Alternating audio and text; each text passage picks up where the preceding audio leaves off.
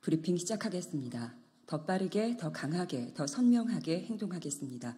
조국혁신당 대변인 강미정입니다. 필리버스터마저 포기한 국민의힘, 이해는 간다. 윤석열 검찰 독재 정권 치하에서는 여당을 하기도 힘들 겁니다. 이해는 갑니다. 국민의힘이 급기야 김건희 특검법과 순직해병 특검법, 지역사랑 상품권법에 대한 필리버스터를 스스로 포기하는 지경에 이르렀습니다. 국민의힘은 자신들의 소신과 철학으로 무제한 토론을 통해 국민을 설득할 자신도 없고 체력도 없으니 그저 윤석열 대통령이 가진 거부권 뒤에 숨어버린 겁니다. 국민의힘이 왜 돌연 필리버스터마저 포기했을까요? 그동안 야당들이 압도적 다수의 찬성으로 통과시킨 법안들에 하나하나 반대 토론을 하던 국민의힘 의원들이 왜 이번에는 하지 않을까요? 윤석열 대통령의 배후자 김건희 씨 특검, 순직해병 특검을 반대할 명분이 없다는 걸 스스로 인정하는 꼴 아닙니까?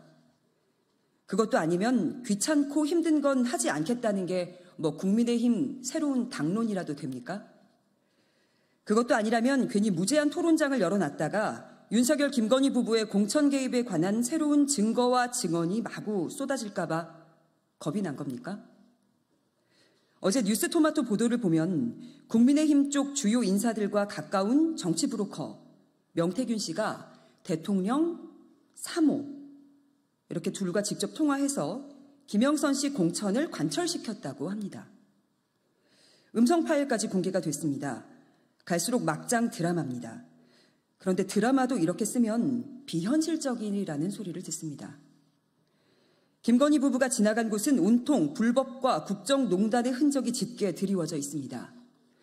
우리가 무슨 짓을 벌여도 우리 편인 검찰은 우리를 건들지 못해라는 자신감 없으면 불가능합니다.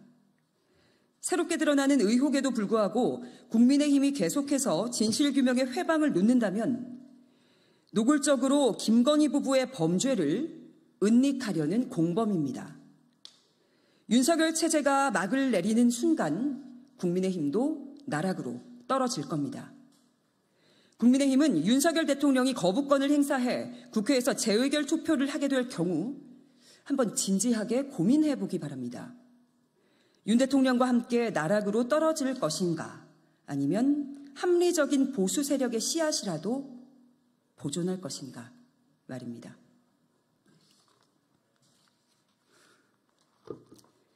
브리핑 이어하겠습니다. 조국혁신당 이규원 대변인 논평입니다. 더불어민주당의 자제를 촉구한다. 조국혁신당의 우당인 더불어민주당이 급하긴 급한 모양입니다.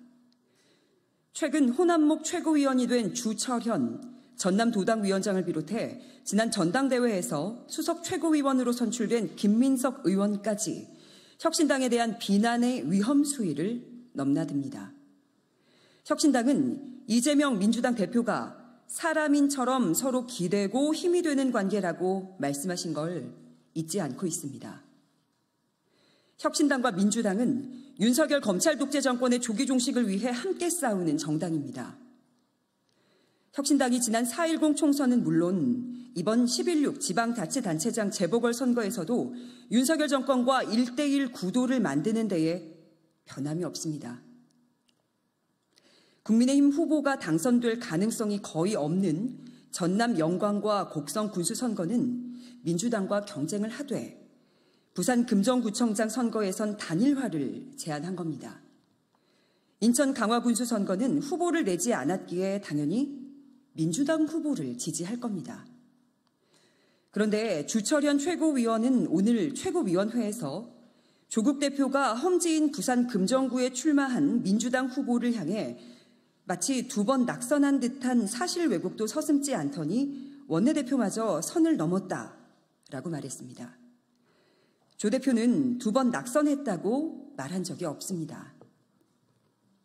2번 출마하려 했으나 결실을 거두지 못했다고 했을 뿐입니다. 주 최고위원은 조 대표에 대해서 본인의 고향인 부산을 내팽개치고 엉뚱하게 민주당의 본산인 전남에서 스스로 큰 집이라 칭했던 민주당을 상대로 집안 싸움을 주도하고 있다라고도 했습니다. 조 대표의 추석 연휴 일정을 보더라도 부산 내팽개친 적이 없습니다. 윤석열 정권과 1대1 구도를 만들기 위해 민주당 후보와 단일화 제안을 했는데 여기에 아무런 답이 없는 쪽은 민주당 아닌가요? 황운하 원내대표는 호남에선 민주당이 기득권이자 일당 독점 정당이라고 했습니다. 무엇이 사실과 다른 겁니까? 혹시 일당 독점을 일당 독재로 잘못 들으신 거 아닙니까?